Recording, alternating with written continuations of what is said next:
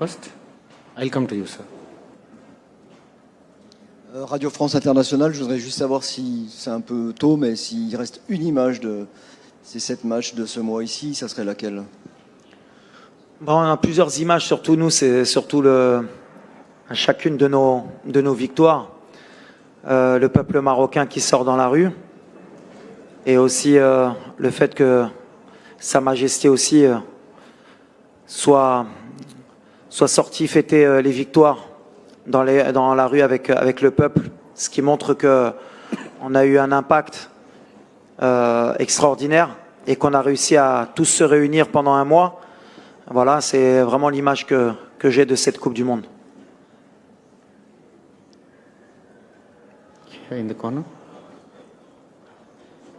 Bonsoir Walid, Miguel Ángel Lara, Marca, Espagne. On a vu l'équipe très en colère avec l'arbitre à la fin du match.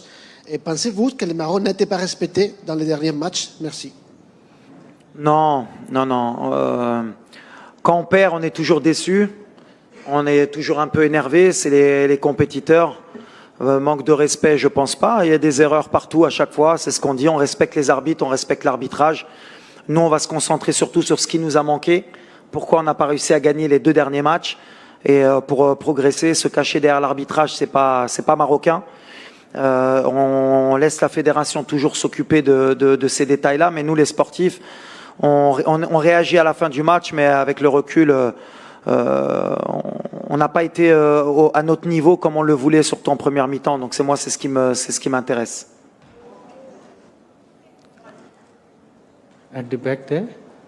Yes. And after that, we go to the virtual stadium. There is a question from virtual stadium. Here, over there. Fernando Callas from Reuters. I would like to ask you, what is the impact of the Morocco campaign and this World Cup will have on African football after all 5 teams from Africa didn't qualify from group stage in the last World Cup? So now you gave them this boost of morale. I want to know what is the impact it's going to have in African football. Thank you very much.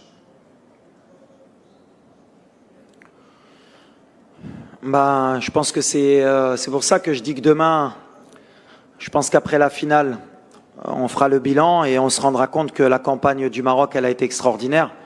On a joué que des tops équipes. Pour nous, je pense qu'on va gagner beaucoup d'années et beaucoup d'expérience. Quand on a la chance dans le tournoi de jouer 2 fois la Croatie, qui est top 3 mondial, jouer l'Espagne, le Portugal, la France, la Belgique et le Canada, c'est extraordinaire. On n'a eu que des gros matchs.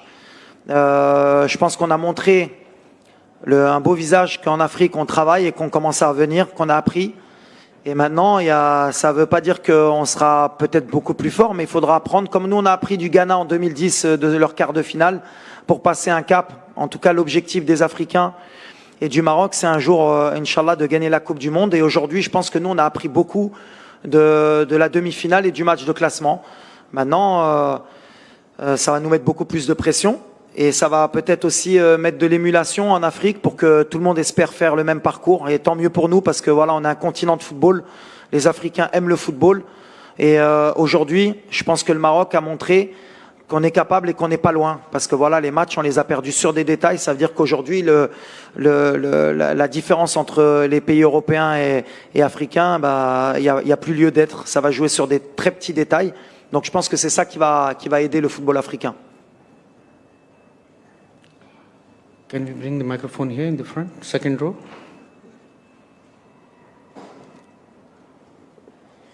Mourad Moutawakil, Walid, félicitations, merci pour ce que nous avez fait vivre. Si c'était à refaire, je dis bien si c'était à refaire, qu'est-ce que Walid aurait pu changer ou améliorer? Race l'avocat que je suis, il te dit rien, hein, comme j'ai la tête dure. Honnêtement, au début de tournoi, on avait 0,01% de chance de gagner la Coupe du Monde. Donc je dis pas 3%, 4%, 0,001%. On est arrivé dans le dernier carré de la Coupe du Monde. On a joué, je le répète, que des grandes nations. Alors le Marocain que je suis et le peuple que je connais. ولا كان لاعب هيدا ولا كان لاعب 5 ولا كان لاعب 3 ولا كان Je l'ai passé au WAC, je connais. Écoute, hamdoulillah, si j'ai un message à envoyer, on est dans les 4 meilleures équipes du monde. Et si tu m'avais dit avant la Coupe du Monde, et si tu aurais fait un tour du Maroc, et même du monde entier, tu aurais dit le Maroc va finir 4e de la Coupe du Monde et va se battre avec les armes qu'elle a jusqu'à la dernière minute, tout le monde aurait signé, donc pourquoi je vais changer?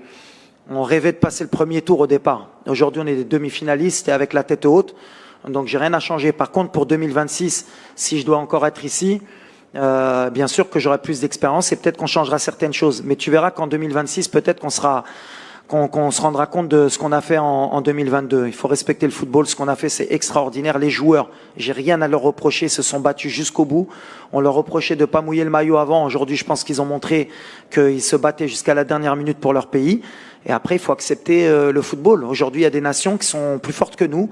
La France est plus forte que nous. La Croatie, aujourd'hui, elle est encore plus forte que nous. Elle n'est pas aussi forte que nous, de beaucoup, mais elle est plus forte que nous. Il faut l'accepter, mais il faut travailler pour les dépasser. Et ça, ça fait 10 ans qu'au Maroc, on travaille pour déjà rattraper le retard.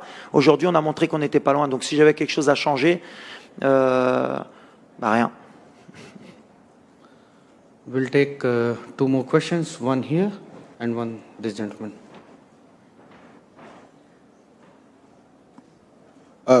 Daniel from the Kenya Broadcasting Corporation. I'll ask in English. Saw a video of you 5 years ago, and this was with children at the Copa out in Morocco. What's going to be the impact for the youth of Morocco, because you've set a bar so high that it's going to, it has to be the standard now for Moroccan football?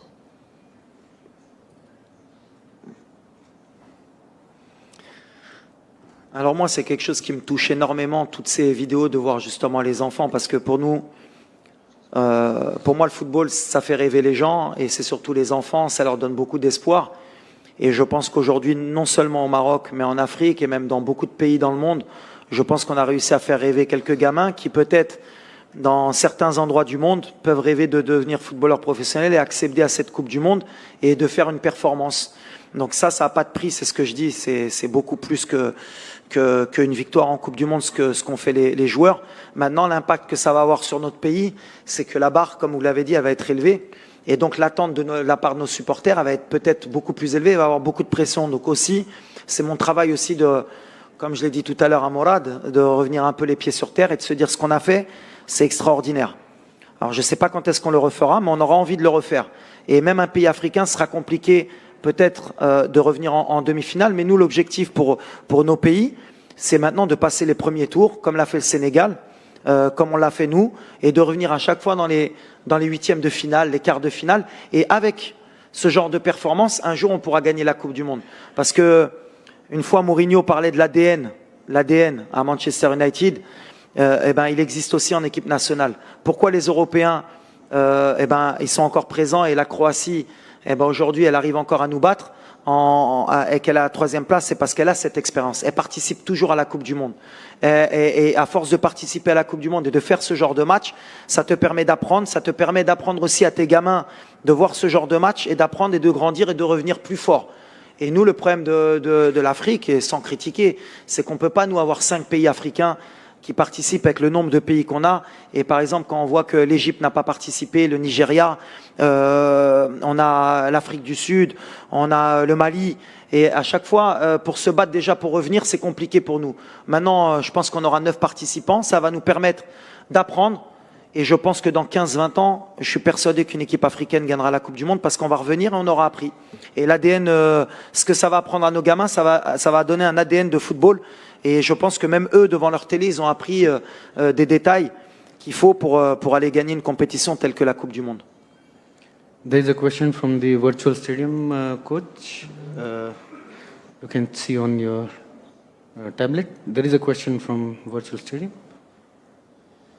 إسلام المدب من تونس.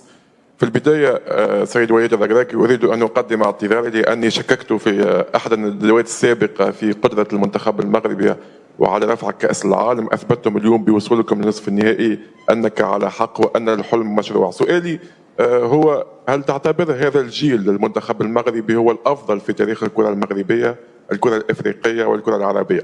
شكرا.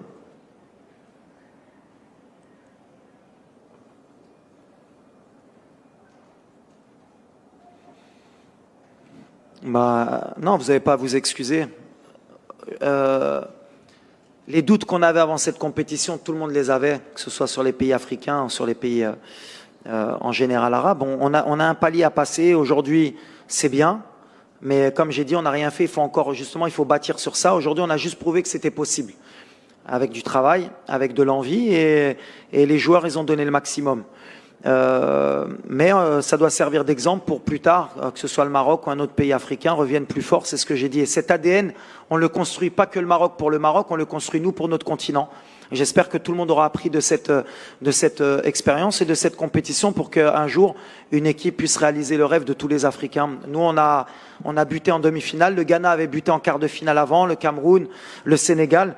Mais à chaque fois, on passe des étapes et il nous faudra encore du temps pour, Inch'Allah, revenir plus fort.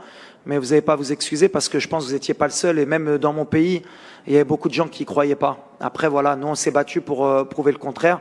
Et c'est pas parce qu'aujourd'hui, on a fait une demi-finale qu'on va se la raconter à dire vous avez vu, vous aviez tort. Non, non, on continue à travailler et on va pas s'enflammer. Après, la deuxième question, Smahlia, Nsit. Chino Canet. Fais-nous. Non, justement, je pense qu'on est une des meilleures générations africaines parce qu'on est en demi-finale et ça, personne ne pourra leur retirer. Mais dans le vestiaire, j'ai dit à mes joueurs, si vous voulez rentrer dans l'histoire, il faut gagner une Coupe d'Afrique. Il faut gagner une Coupe d'Afrique. Si on gagne une Coupe d'Afrique, on sera la meilleure équipe de l'histoire africaine jusqu'à ce qu'une autre équipe gagne la Coupe du Monde. Mais il faut que dans les 3-4 ans à venir, cette génération puisse gagner une Coupe d'Afrique. Et je pense que si elle la gagne, ce sera la meilleure parce qu'on va être attendu. Et donc, ce sera beaucoup plus difficile pour cette génération de gagner une Coupe d'Afrique. Mais on va travailler dur. On a 1 an pour se préparer pour la Côte d'Ivoire. Et pourquoi pas 2 ans pour voir où se passera la Coupe d'Afrique 2025. Mais comme j'ai dit à mes joueurs, avant d'être le roi dans le monde, il faut être le roi chez soi.